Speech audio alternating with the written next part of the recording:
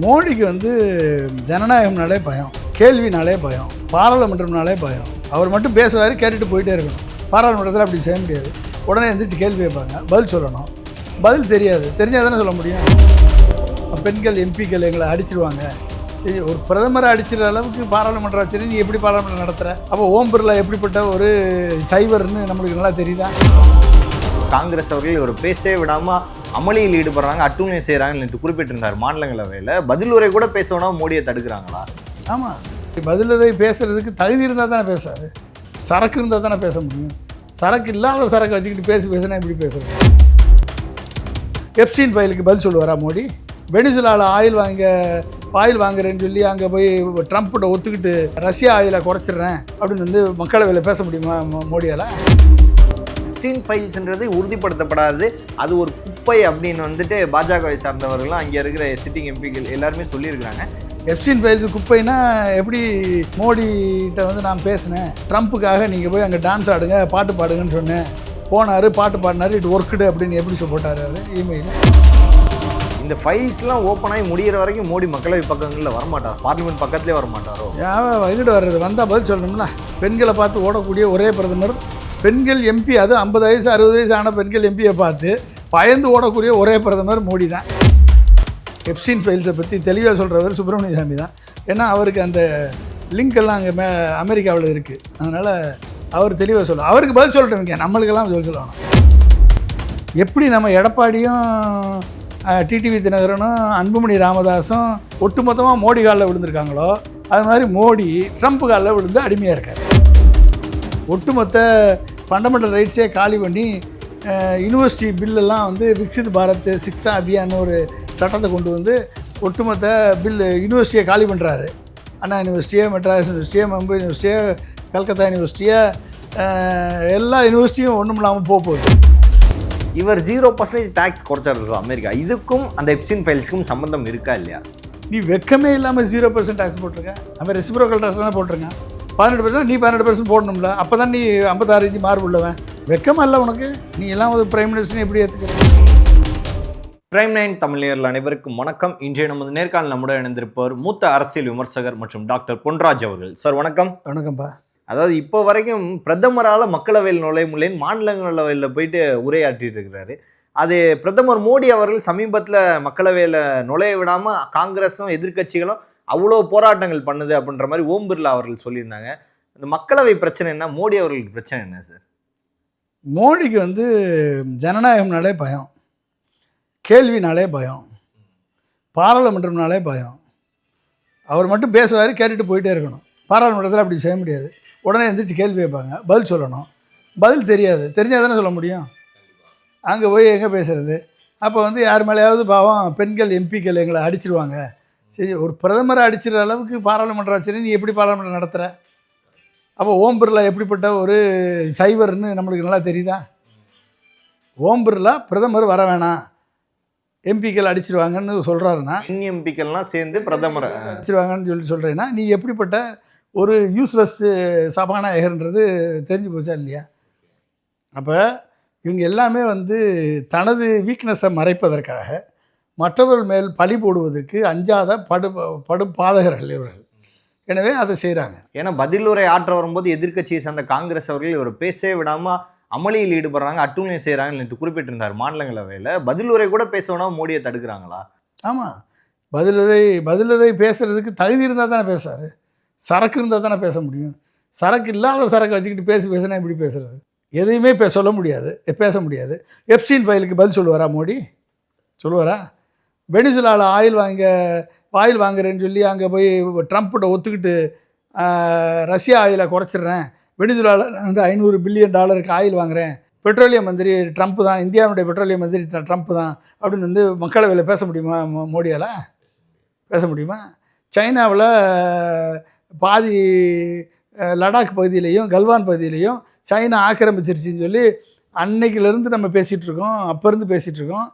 Satellite map எடுத்து காமிச்சாச்சு, எல்லாம் வந்திருக்கு. சுப்பிரமணிய சாமி சொல்கிறாரு, ராகுல் காந்தி சொல்கிறாரு. இதை ஒத்துக்குவாரா மோடி பார்லிமெண்ட்டில்? மணிப்பூரில் இன்றைக்கி இன்னமும் தீ பற்றிட்டு எரியுது, அதை ஒத்துக்குவாரா மோடி? கிறிஸ்மஸ் அப்போ ஏகப்பட்ட சர்ச்சையில் அடித்து நொறுக்குனாங்க, அதை வந்து ஒத்துக்குவாரா மோடி? பேச முடியுமா அவரால்? ஒட்டுமொத்த ஃபண்டமெண்டல் ரைட்ஸே காலி பண்ணி யூனிவர்சிட்டி பில்லெல்லாம் வந்து விக்சித் பாரத் சிக்ஷா அபியான்னு ஒரு சட்டத்தை கொண்டு வந்து ஒட்டுமொத்த பில்லு யூனிவர்சிட்டியை காலி பண்ணுறாரு. அண்ணா யூனிவர்சிட்டியை, மெட்ராஸ் யூனிவர்சிட்டியை, மும்பை யூனிவர்சிட்டியை, கல்கத்தா யூனிவர்சிட்டியை, எல்லா யூனிவர்சிட்டியும் ஒன்றும் இல்லாமல் போகுது. அதுக்கு பில்லு கொண்டாந்துட்டார். அது ஜனநாயகம்னு பேசுவாரா மோடி? அதுக்கு கேள்வி கேட்டால் பதில் சொல்ல முடியுமா அவரால்? அப்புறம் இப்போ எதை பேசுறது? அதனால் வந்து பொம்பளை எம்பிகளை வந்து குற்றச்சாட்டு சொல்லி தப்பிக்க வச்சுருக்காரு ஓம் பிர்லா மோடியை, வேற ஒன்றும் இல்லை. ஏன்னா வந்தால் எப்ஸ்டீன் ஃபைல்ஸ்னு எல்லாருமே கத்துறாங்க. எப்ஸ்டீன் ஃபைல்ஸ்ன்றது உறுதிப்படுத்தப்படாது, அது ஒரு குப்பை அப்படின்னு வந்துட்டு பாஜகவை சார்ந்தவர்களும் அங்கே இருக்கிற சிட்டிங் எம்பிகள் எல்லாருமே சொல்லியிருக்கிறாங்க. எப்ஸ்டீன் ஃபைல்ஸ்ன்றது ஒரு குப்பைன்றப்ப ஏன் சார் பாஜகங்களுக்கு இவ்வளோ பயம் கொடுக்குது? எப்ஸ்டீன் ஃபைல்ஸ் குப்பைனா எப்படி? மோடிகிட்ட வந்து நான் பேசினேன், ட்ரம்ப்புக்காக நீங்கள் போய் அங்கே டான்ஸ் ஆடுங்க, பாட்டு பாடுங்கன்னு சொன்னேன், போனார், பாட்டு பாடினார், இட் ஒர்க்குடு அப்படின்னு எப்படி போட்டார் அவர் இமெயிலில்? யூஎஸ் டிபார்ட்மெண்ட் ஆஃப் ஜஸ்டிஸ் வந்து ப்ரூவ் பண்ணி ட்ரம்ப்பையே அரெஸ்ட் பண்ணாலும் பண்ணுவாங்க. ட்ரம்ப்பையே அரெஸ்ட் பண்ணால் மோடியும் சேர்த்து அரெஸ்ட் பண்ணிட்டாங்கன்னா என்ன பண்ணுறது? திடீர்னு நீங்கள் வாட்டில் ஒன்று கேட்டு மோடி வாட்டில் ஒன்று சொல்லி வைக்க அது வந்து அங்கே போய் கவுண்டர் ப்ரொடக்டிவ் ஆகி மாட்டிக்கிட்டாருன்னா என்ன பண்ணுவார்? இது இன்டர்நேஷ்னலாக இந்த இஷ்யூ இதாகும்னு இதை யாருமே தடுக்க முடியாமல் இருக்கா சார்? ஜெஃப்ரி எப்ஸ்டீன் வந்து ஒரு செக்ஸ் டிராஃபிக்கர். அவன் வந்து தனது உயர்மட்ட கான்டாக்டை பயன்படுத்தி, நெட்வொர்க்கை பயன்படுத்தி புரோக்கரேஜ் பண்ணுறவன். அப்போ அந்த புரோக்கரேஜ் பண்ணுறவன் உள்ளே எப்படி வந்தான்? ஒன்று ஜெய்சங்கருக்கு தெரியாமல் உள்ள வர முடியுமா? எம்இஏக்கு தெரியாமல் உள்ள வர முடியுமா? அம்பாசிடர்ஸ்க்கு தெரியாமல் உள்ள வர முடியுமா? கவுன்சில் ஜெனரலுக்கு தெரியாமல் உள்ள வர முடியுமா? யார் அனுமதி கொடுத்து வந்தோமா? எப்படி வர முடியும்? அப்போ நெட்வொர்க்கிங் பார்ட்டி செஷன் நடக்குது ஈவினிங், பேங்க்அவுட்டுக்கு முன்னால் நெட்வொர்க்கிங் செஷன் நடக்கும். அந்த நெட்வொர்க்கிங் செஷனில் எப்படி உள்ளே வந்தான் ஜெஃப்ரி எப்ஸ்டீன்? எப்படி மோடிகிட்ட பேசினா? இது எதுக்கு எவிடன்ஸ் இருக்கா இல்லையா தெரியல. சரி, நெருப்பு இல்லாமல் எப்படி போகையும்? அனில் அம்பானி சந்திப்பு வரைக்கும் மெயிலில் மென்ஷன் ஆகிருக்கு. மெயில் மென்ஷன் ஆகிருக்கு. அப்புறம் எப்படி தப்ப முடியும்? அப்போ அந்த சிக்கலில் அந்த தப்புறதுக்கு ட்ரம்ப்பு காலில் விழு, வெனிசுலாவுக்கு ஆயில். அப்போ என்னதுன்னா, எப்படி நம்ம எடப்பாடியும் டிடிவி தினகரனும் அன்புமணி ராமதாஸும் ஏடிஎம்கே குரூப்பும் ஒட்டுமொத்தமாக மோடி காலில் விழுந்திருக்காங்களோ, அது மாதிரி மோடி பண்ண தப்புக்கு, மோடி பண்ணதுக்கு 56 இன்ச்சு மார்பு கொண்ட மோடி விஸ்வகுரு ட்ரம்ப் காலில் விழுந்து அடிமையாக இருக்கார். நான் முதுகெலும்பு உள்ளவன் யார் பக்கம் வளைய மாட்டேன் அப்படின்னு. எங்கே வளைய மாட்டேன்? வளைஞ்சு தான் நிற்கிறிய, வெக்கமில்லாமல் வளைஞ்சு நிற்கிறிய. கேரளா எம்பி ஜான் பிரிட்டோ வந்து பார்லிமெண்ட்டில் கிளின்னு கிழிச்சார, அவரையும் பேச விடாமல் மைக் ஆஃப் பண்ணி ட்ரம்ப்பாடா பெட்ரோலியம் மந்திரி அப்படின்னு கேட்டார், பேச விட்டாங்களா? ராகுல் காந்தி ஒரு புத்தகத்தை காமிச்சு இந்த புத்தகத்தில் இப்படி இருக்குன்னு சொல்ல வந்தார், அதை பேச விட்டாங்களா? அது வெளிப்படாத புத்தகம். நீ புத்தகத்தை வந்து நீ டிஃபென்ஸ் மினிஸ்ட்ரி வாங்கி வச்சுக்கிட்டு ரிலீஸ் பண்ணாமல் உட்காந்துருக்க. அதில் உண்மையை சொன்னார் ரணவானே எப்படிப்பட்ட தொல்லைக்கு ஆளானார்ன்றதை அவர் சொல்லியிருக்காரு. அது நானே எழுதுனேன்னு சொல்லிட்டாரு. அதுக்கப்புறம் அதுக்கடுத்து அதை சொல்லிட்டாரு. அப்போ அதை பேச விடாமல் பண்ணுறீங்க. அப்போ எதிர்க்கட்சிகளின் குரல் வழியை நெரிச்சி கொண்டிருக்கக்கூடிய உங்களுக்கு என்ன ஜனநாயகம் இருக்குது? நீங்கள் என்ன ஜனநாயகத்தை பற்றி பேச முடியும்? அப்போ நீ வந்து இவங்கெல்லாம் எடப்பாடி போன்ற ஆளுங்கள்லாம் மோடிக்கு அடிமை, மோடி ட்ரம்ப்புக்கு அடிமை, முடிஞ்சு போச்சு, அடிமைக்கு அடிமை. இந்த ஃபைல்ஸ்லாம் ஓப்பன் ஆகி முடிகிற வரைக்கும் மோடி மக்களவை பக்கங்களில் வரமாட்டார், பார்லிமெண்ட் பக்கத்துலேயே வரமாட்டாரோ? எங்கிட்ட வர்றது? வந்தால் பதில் சொல்லணும்ல. எப்ஸ்டீன் ஃபைல்ஸ் வந்தால் பதில் சொல்லணும்ல. பெண்களை பார்த்து ஓடக்கூடிய ஒரே பிரதமர், பெண்கள் எம்பி, அது 50 வயசு 60 வயசு ஆன பெண்கள் எம்பியை பார்த்து பயந்து ஓடக்கூடிய ஒரே பிரதமர் மோடி தான். ஓகே, அதுவும் அவங்க தாக்குதல் பெண்கள் எம்பிக்கெல்லாம் சேர்ந்து அடிக்க வர போகிறாங்கன்னு பிரதமர் ஓடுறாரு. இது என்ன நாட்டோட வந்து எப்படி நான் சைனான்றது நம்மளை காப்பாற்றுவார், பாகிஸ்தான்றது எப்படி காப்பாற்றுவார்? தொடர்ந்து இந்த எப்ஸ்டீன் ஃபைல்ஸ்னு வர வர வர வர ஏன்னா 31ஆம் தேதி 2ஆம் கட்ட ஆவணங்கள்லாம் ரிலீஸ் ஆகிருக்கு. எல்லாமே கொஞ்சம் இருக்க ரொம்ப கொடூரமாக இருக்குது. வரக்கூடிய நாட்களில் நம்மளோட தலைவர்கள் பேர் இன்னும் அதிகமாக பார்க்கலாமா சார்? ஆமாம், வரும், எல்லாமே வரும். அதுக்கு எல்லாமே சுப்பிரமணிய சாமிகிட்ட கேட்டிங்கன்னா சொல்லுவார், எல்லாமே விளக்கமாக சொல்லுவார். எப்ஸ்டீன் ஃபைல்ஸை பற்றி தெளிவாக சொல்கிறவர் சுப்பிரமணிய சாமி தான். ஏன்னா அவருக்கு அந்த லிங்க் எல்லாம் அங்கே அமெரிக்காவில் இருக்குது. அதனால் அவர் தெளிவாக சொல்லுவார். அவருக்கு பதில் சொல்லட்டும், நம்மளுக்கெல்லாம் பதில் சொல்ல வேணாம். மோடி வந்து தன் சொந்த கட்சி எம்பியான பிஜேபி எம்பியான சுப்பிரமணிய சாமிக்கு பதில் சொல்லட்டும். எப்ஸ்டீன் ஃபைல்ஸ் விவரத்தில் சொல்லட்டும். சொல்லுவாரா? அப்புறம் ராகுல் காந்தி பேர் இருக்குது அப்படின்ற ஒன்றை மட்டும் பாஜகக்காரங்க முன்னெடுத்துறாங்க சார். ராகுல் காந்தி பேர் தான் இருக்குது அப்படின்னு சொல்கிறாங்களே சார். இது ராகுல் காந்தியை மோடியை கம்பேர் பண்ணி 2 பேரையும் சேர்த்து மாட்டி விடுற வேலை. நம்ம ராகுல் காந்தி பேருக்குன்னு சொல்லுங்கள், வெளியே போடுங்க. உங்கள் ட்ரம்ப்பு தானே ட்ரம்ப்கிட்ட தானே போய் அடிமையாக இருக்கீங்க. ஆனால் ட்ரம்ப்கிட்ட வாங்கி ராகுல் காந்தி இந்தந்த இடத்துல பண்ணியிருக்காரு குற்றச்சாட்டு பண்ணி போடுங்க, வெளிப்படுத்துங்கப்பா. ராகுல் காந்தி பேர் இருக்குன்னு சொல்லி என்ன பிரயோஜனம்? வெளிப்படுத்து. எப்படி இருக்குது பேர், எங்கே மீட் பண்ணார், எங்கே டான்ஸ் ஆடினார் மோடி மாதிரி, எங்கே பாட்டு பாடினார் மோடி மாதிரி, எந்த தீவுக்கு போனார், எந்த தீவில் உல்லாசமாக இருந்தார், சொல்லுங்கள். ஓப்பன் பண்ணுங்க, பார்த்துருவோம் என்ன நடக்குதுன்னு. இவர் 0% டேக்ஸ் குறைச்சாரு சார் அமெரிக்கா. இதுக்கும் அந்த எப்ஸ்டீன் ஃபைல்ஸ்க்கும் சம்மந்தம் இருக்கா இல்லையா? அதாவது 500% டாரிஃப்லேருந்து 50% ஆக்கி, 50லேருந்து 25 ஆக்கி, 25 18 ஆக்கியிருக்காங்க. நீ வெக்கமே இல்லாமல் 0% டேக்ஸ் போட்டிருக்க. அவன் ரெசிப்ரோக்கல் டேக்ஸ் தானே போட்டிருக்கான். 18% நீ 18% போடணும்ல. அப்போ தான் நீ 56 இன்ச்சு மார்பு உள்ளவன். நீ 0% டேக்ஸ் போடுற, அவன் 12% டேக்ஸ் போடுவானா? நீ ட்ரம்ப்பை 0% போட வை. அமெரிக்காவுக்கு 5வது மோடின்னு எழுதுறாங்க. அது மாதிரி பண்ண வெக்கமா இல்லை உனக்கு? நீ எல்லாம் ஒரு பிரைம் மினிஸ்டர்னு எப்படி ஏற்றுக்கிறது? இந்தியாவுடைய நலன்களை ட்ரம்ப்பிடம் அடகு வைத்த ஒரு மோடி அதானி அம்பானிக்காக, எப்ஸ்டீன் ஃபைல்ஸினுடைய விளைவுகளுக்காக இந்தியாவின் நலன்களை அமெரிக்காவிடம் அடகு வைத்து இந்தியாவை காட்டி கொடுத்தவர் நரேந்திர மோடி. இப்படி தானே உலகம் சொல்லும், இப்படி தானே வரலாறு எழுதப்படும். வேற என்ன? 0% டேக்ஸ்ன்றது இந்தியாவுக்கு பேரிடர் அமையும். ஆமாங்க. இப்போ நம்ம 0% டேக்ஸ் அமெரிக்காவுடைய குட்ஸ்னா அமெரிக்கா குட்ஸ் எல்லாம் இங்கே உள்ள வரும். எந்தெந்த துறைகளில்? எல்லா துறையிலும் தான். எதுக்கு 0% டேக்ஸ் போட்டிருக்காங்களோ அத்தனை துறையும் அப்ளிகபிள். அது நம்மளுக்கு 18% டேக்ஸு. அப்போ நம்ம பொருள் வந்து 18% கூட வரி வச்சு தான் விற்கணும். இங்கே 0% டேக்ஸு. அமெரிக்கா பொருள் ஐஃபோன் வருது 0% டேக்ஸ்னால், ஆமாம், அமெரிக்காவில் கிடைக்கிற விலையில் டேக்ஸ் இல்லாமல் இங்கே கிடைக்கும். அப்போ நீங்கள் ஐஃபோன் வாங்குவீங்களா, சாம்சங் வாங்குவீங்களா? ஆப்வியஸாக ஐஃபோன் தான் சார். யார் ஏதாவது சொன்னோம்னா இந்த இந்த நிலைமையில் நம்ம அரசியல் கட்சி 2026 தேர்தலில் எல்லாருக்கும் ஐஃபோன் இலவசம்னு சொன்னாலும் சொல்லிடுறாங்க. ரைட். ரஷ்ய அதிபர் புதின் வந்து என்ன சொல்லியிருக்காங்கன்னா, இன்னும் அந்த கச்சா எண்ணெய் நிப்பாட்டுவது தொடர்பாக இந்தியா எங்கள்கிட்ட எந்த பேச்சுவார்த்தையும் நடத்தலை அப்படின்னு சொல்லியிருக்காங்க. நிப்பாட்டப்பட்டுருச்சா இல்லை என்ன நிப்பாட்டப்படலையா சார்? இல்லை, கொஞ்சம் குறைச்சிட்டாங்க. அதிகாரப்பூர்வமாக சொல்லலை. இங்கிட்டும் பேச முடியாது, இந்த பக்கம் பேச முடியாது, 2 பக்கமும் இடி. இங்கிட்டும் பேச முடியாது, இங்கிட்டும் பேச முடியாது. அதிகாரப்பூர்வமாக சொல்லலை. அதனால் இப்போ கொஞ்சம் குறைச்சிருக்காங்க. அப்புறம் வாங்குவாங்கன்னு நினச்சிட்டு இருக்காரு அவர். வாங்கலைன்னா ரஷ்யா ஒரு நாளைக்கு ஒரு குண்டை தூக்கி டம்முன்னு போட்டாலும் போடுவாங்க.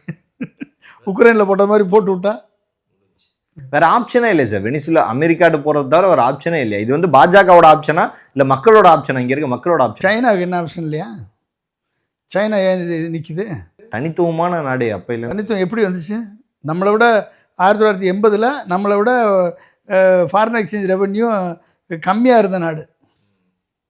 இன்றைக்கி எப்படி மேலே வந்தான் சொல்லுங்கள்? பொருளாதாரத்தை உயர்த்தினானா இல்லையா? நீ வந்து 10 வருஷமாக 2.2% கூட பொருளாதாரத்தை உன்னால் உயர்த்த முடியலையே. 200 லட்சம் கோடி கடன் வாங்கி வச்சுருக்கே. ஜிடிபி டெப்ட் ஜிடிபி ரேஷியோ 55% வச்சுருக்கே. ஜிடிபியில் 4.3% கடன் வாங்கி வச்சுருக்கே. எப்படி நீ வந்து நாட்டை வேலைப்படுத்துவ? உன்னுடைய ஃபோக்கஸ் எல்லாமே இன்ஃப்ராஸ்ட்ரக்சர் லெட் டெவலப்மெண்ட்டாக இருக்குது. ஹியூமன் கேபிட்டல் ப்ரொடக்டிவிட்டி லெட் டெவலப்மெண்ட்டாக எப்போ மாற்றுவ? NEP 2020 கொண்டாந்துருக்க. NEP 2020 கொண்டாந்து ஒட்டுமொத்த இந்திய கல்வியை வந்து ஒரே கல்வியாக மாற்றணும்னு ட்ரை பண்ணுற. அப்போ கல்வியில் வளர்ந்த மாநிலம் தமிழ்நாடு, கேரளா, கர்நாடகா, இதெல்லாம் வந்து பீகார், ஒரிசா, உத்தரப்பிரதேசம் மாதிரி கீழே போகணுமா? மொத்தமாக கொண்டு வந்து அது நிலைமை அதானே. One size does not fit all. அந்தந்த மாநிலங்கள் தனிப்பட்ட முறையில் வளர்ச்சி அடைகிறது தான் சைனாவுடைய வெற்றி. அந்தந்த மாநிலங்கள் தனிப்பட்ட முறையில் வளர்ச்சி அடைகிறது தான் அமெரிக்காவுடைய வெற்றி. ஆனால் நீ என்ன பண்ணுற? எல்லா மாநிலமும் ஒன் சைஸ் ஃபிட் ஆல்னு சொல்லிட்டு கொண்டு வந்து ஒரே நாடு ஒரே தேர்தல், ஒரே நாடு ஒரே மொழி, ஒரே நாடு ஒரே ஒரே நாடு ஒரே சாப்பாடுன்னு சொல்லு. ஆமாம், ஒரே நாடு ஒரே சாப்பாடு, நான்வெஜ்ஜு மட்டன் சாப்பாடு தான். அவங்க ஆளுங்க தனி. அப்புறம் அது மட்டும் சொல்ல மாட்டேன் நீ. இது மட்டும் எப்படி ஏற்றிக்கிறது சொல்லுங்கள்? அப்போ நீ வந்து என்ன பண்ணணும்? ஒவ்வொரு மாநிலமும் இப்போ சைனா மேனுஃபேக்சரிங் ஹப் மாடல் வந்து equivalent to Tamil Nadu is equivalent state. South கொரியாவுடைய இனோவேஷன் லெட் ஈக்குவலன்ட் வந்து கர்நாடகா. வேறு எந்த ஸ்டேட்டும் ஒவ்வொரு ஈக்குவலன்ட் கிடையாது. அப்போ அந்தந்த மாநிலங்கள், வளர்ந்த மாநிலங்களை அடுத்த லெவலுக்கு போகிறதுக்கு செய்ய விட்டுவிட்டு எல்லா மாநிலத்தையும் ஒரே மாதிரி பீகார் மாதிரி ஆக்கலான்னா எப்படி ஆக்குறது? NEP எஜுகேஷன் 2020 நேஷனல் எஜுகேஷன் பாலிசியை கொண்டு வந்து சமஸ்கிருதத்தை கொண்டு வந்த, குலக்கல்வி திட்டத்தை கொண்டு வந்த, மும்மொழி திட்டத்தை திணிக்கிற, மல்டிபிள் எக்ஸிட் போடுற, 3ஆம் வகுப்பு 5ஆம் வகுப்பு 8ஆம் வகுப்பு பொது தேர்தல் நடத்துகிற, இப்படியெல்லாம் பண்ணி ஒரு எஜுகேஷனத்தை சீரழித்து குட்டிச்சோறாக்கி நாசமாக்கி விக்சித் பாரத் சிக்ஷா அபியான் ஒரு பில்லை கொண்டு வந்து கன்கரண்ட் லிஸ்ட்டுக்கும் ஸ்டேட் லிஸ்ட்டுக்கும் சென்ட்ரல் லிஸ்ட்டுக்கும் இடையில ஒரு கான்ஃப்ளிக்டை கிரியேட் பண்ணி கான்ஸ்டியூஷனில் அமெண்ட்மெண்ட்டை கான்ஸ்டியூஷனுக்கு எதிராக ஒரு செயல்படக்கூடிய ஒரு அரசை நடத்திட்டு நீ எப்படி இந்தியாவை விக்சித் பாரத் 2047 கொண்டு போய் சேர்ப்ப? ஹியூமன் கேபிட்டல் ப்ரொடக்டிவிட்டியை இன்க்ரீஸ் பண்ணாமல் இன்ஃப்ராஸ்ட்ரக்சர் லெட்டு குரோத்தை மட்டும் கொண்டு வந்து எப்படி நீ சேர்க்க முடியாது. அப்போ இத்தனையும் காரணமான மோடி இந்த கேள்விகளுக்கெல்லாம் பார்லிமெண்ட்டில் பதில் சொல்கிறதுக்கு தகுதி இருக்கா? பார்லிமெண்ட் ஃபர்ஸ்ட் வர்றதே இல்லை. அப்போ என்ன தகுதி இருக்குது? அப்போ நீ பாராளுமன்றத்தில் பேச மாட்ட, ப்ரெஸ்ஸில் பேச மாட்ட, மான் கி பாத்துன்னு சொல்லி ரேடியோவில் கண்ணாடியை வச்சுட்டு பேசிட்டு உட்காந்துருப்பேன். தமிழ்நாட்டுக்கு வந்தால் பேசுகிறாரு சார், திமுக இங்கே ஒரு ஊழல் ஆட்சி, திமுக அகற்றிட்டு பாஜகவை கொண்டு வாங்க அப்படின்னு பேசுகிறாரு சார். என்டி ஆட்சி எலக்ட்ரல் பாண்டில் 12,000 கோடி ஊழல் பண்ணிருக்கேன்னு சுப்ரீம் கோர்ட் சொல்லிச்சு. என்ன பண்ண நீ? அப்புறம் சிஏஜி அறிக்கை சொல்லிச்சு 7.5 லட்சம் கோடி ஊழல் பண்ணியிருக்கேன்னு. என்ன பண்ண? அவங்களோட நோக்கம் ஏன் சார் இப்போது தமிழ்நாடாகவே இருக்குது? இந்த 2026 எலெக்ஷனில் எனக்கு தெரிஞ்சு தமிழ்நாடு மட்டும்தான் அவனுடைய மதவாத கொள்கைக்கு அகென்ஸ்டாக இருக்கக்கூடிய சமூக நீதி கொள்கையை போற்றக்கூடிய நாடு தமிழ்நாடு. அப்போ தமிழ்நாடை வந்து இந்த மாதிரி அடிமைகளை வச்சு பிடிச்சிட்டோம்னா தமிழ்நாட்டையும் நம்ம மூத்திரா ஸ்டேட்டாக மாற்றிடலாம் அப்படின்னு பார்க்குறான். பசு மூத்திர ஸ்டேட்டாக மாற்றிடலாம். ஏன்னா எலெக்ஷன் இன்னும் 3 மாதங்கள் இருக்குது. 3 மாதத்தில் கிட்டத்தட்ட 6 பயணம் போட்டாங்க தமிழ்நாட்டுக்கு. பிப்ரவரி 26 வர வேண்டிய பயணம் மார்ச் 1 மாறுது, அவ்வளோதான். மற்றபடி வருகையை வந்து அமித்ஷா மோடி அவர்கள் அடுத்தடுத்த வருகையை அனௌன்ஸ் பண்ணே வந்துச்சு. இந்த எலெக்ஷன் வந்து பயங்கர டஃப்பாக கொண்டு போகக்கூடிய சூழ்நிலை உருவாகுமா இந்திய கூட்டணியால்? எலெக்ஷன் இவிஎம் வச்சுருக்காங்கல்ல, அவங்களுக்கு என்ன டஃப்பு? அவங்களோட ஒரே நம்பிக்கை இவிஎம் இருக்குது, எஸ்ஐஆர் இருக்குது, எலெக்ஷன் கமிஷன் கையில் இருக்குது. என்ன டஃப்பு? பெர்செப்ஷன் கிரியேட் பண்ணணும், மக்கள் நம்பணும் இது இப்படி போட்டு ஜெயிச்சா வந்துடும் அப்படின்ட்டு. திமுக 100 சீட்டு கீழே கொண்டாந்துடணும். ஏடிஎம்கே 70 சீட்டு, ஏற்கனவே 68 சீட்டு வாங்கியிருக்காங்க. 70 சீட்னா இன்றைக்கி நம்புவீங்க. பிஜேபி ஒரு 30 சீட்டு, 100 சீட் ஆச்சா? விஜய் ஒரு 20 சீட்டு, 120 சீட்டு. அப்போ கூட்டணி ஆச்சு, 3 பேரும் சேர்ந்தா கூட்டணி ஆச்சு. விஜய் பாஜக எப்படி சார் கூட்டணி? எப்படி கூட்டணி? என்ன ஜெயிச்ச பிறகு அப்புறம் கூட்டணி ஆச்சு போடுறது என்ன? சிபிஐயில் வந்து 4 பிடிச்சி மிச்சோம்னா சரின்னு சொல்லிட்டு போகிறேன். ஒருபோதும் மதவாத கட்சிகளோடு கூட்டணி வைக்க மாட்டேன் 2 தடவை பேசியிருக்காரு. கூட்டணி தான் வைக்க மாட்டேன், ஆட்சிக்கு சப்போர்ட் பண்ணலாம்ல. ஜெயிச்ச பிறகு கிறிஸ்தவ மக்கள் முஸ்லீம் மக்கள் ஓட்டை ஏமாற்றி வாங்கி, தலித் இளைஞர்களை ஏமாற்றி வாங்கி, கிறிஸ்டியன் இளைஞர்களை ஏமாற்றி வாங்கி ஜெயிச்சாச்சுன்னா அதுக்கப்புறம் நம்ம என்ன வேணாலும் பண்ணலாம்ல. நீங்கள் சொல்கிறப்ப தான் சிறுபான்மையினர் வாக்கை பிரிக்க தான் பிஜேபியால் அனுப்பப்பட்ட ஆள் விஜய்ன்ற மாதிரி பேசுகிறீங்க. பிரிக்கிறது தான் பிஜேபியால் அறிமுகப்படுத்த நபர் தான் விஜய், அவ்வளோதான். Simple, as simple as that.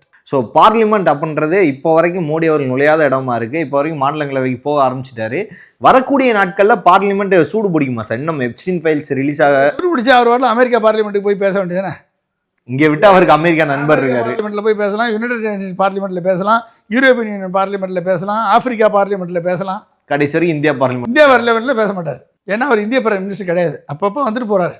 So இந்த எலெக்ஷன் நெருங்க ஒவ்வொரு நாட்களும் 2026 பதட்டம் அதிகரிக்கும் சார். எலெக்ஷன் நெருங்க திமுகவோட கூட்டணிகள் ஸ்ட்ராங்காக இருக்கா சார்? திமுக கண்டிப்பாக ஆட்சியை பிடிக்கணும் சொல்ல முடியாது. காங்கிரஸ் இப்போ வந்து தனியாக போடுறதுக்கு வாய்ப்பு இருக்குது. திமுக கூட்டணியில் வேறு கட்சிகள் சேர்வதற்கு வாய்ப்பு இருக்குது. அதனால் இன்னும் பல கூட்டணிகள் உருவாவதற்கு வாய்ப்பு இருக்குது. பல்வேறு அரசியல் கேள்விகளுக்கு பதில் தமைக்காக மிக்க நன்றி சார். மிக்க நன்றி.